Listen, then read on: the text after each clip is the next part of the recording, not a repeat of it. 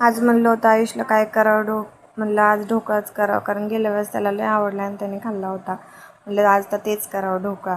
मग घेतल्यानं बेसन पीठ टाकली, हळद, मीठ, तेल, थोडं किंचित साखर आणि इनोची पुडी लागेल तेवढीच, आणि तुमच्या प्रमाणानुसार तुम्ही थोडं थोडं पाणी घालून मिक्स करून घ्या. जसं हवं तसं पाणी टाका, वरचीवर एकसाथ तसं टाकू नका म्हणजे लय पातळ होईल. आणि मिक्स करत राहा, चांगलं मिक्स करून घ्यायचं जेणेकरून त्यात गुठळ्या राहणार नाहीत. हळूहळू पाणी टाकतात.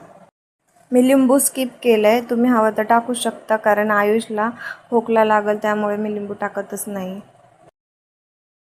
सरळ मिक्स करून घेतल्यानंतर एका डब्याला तेल ग्रीस करून मी ते सगळं मिक्सचर त्यात ओतलं. कुकरमध्ये लावायचं होतं त्यामुळे मी शिट्टी काढून घेतली आणि पुन्हा मग 20 मिनटं ठेवायचं. झाल्यानं मग आपला मऊलुसलुशीत असा मजेशीर असा ढोकळा आणि मग कट करून आयुषला दिला खायला. त्यातली त्यात आज होती कोजागुरी पौर्णिमा व चंद्र तर इतका चमकत होता. आमच्या इथं कार्यक्रम वगैरे काय असलं तर खूप छान प्रकारे सेलिब्रेट केला जातो. देवीच्या पाया पडायला गेलो आम्ही.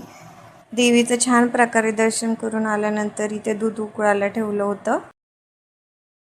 इथे दूध उकळत आहे त्यावर म्हणलं गरबा खेळत, का तर 1 वर्षानंतरच तर गरबा. हे सर्व आमच्या मामी, पुन्हा माझी काकू, वहिनी, सर्व आजूबाजूचे शेजारी सर्व आम्ही एन्जॉय करत होतो. आयुषला नादी लावलं होतं तिकडं, नाही तर तो अजिबात त्याने तर नसतंच खेळून दिलं मला अजिबात. व इथं दूध शिजून झाल्यानंतर घेतल्यानं प्यायला व सगळ्यांनी हशी मजाक करून सगळं फिनिश केलं. इथं सगळे मंडळी बसलेले आहे व खूप एन्जॉय केलं व आजचा दिवस इथं संपवला. Okay, bye.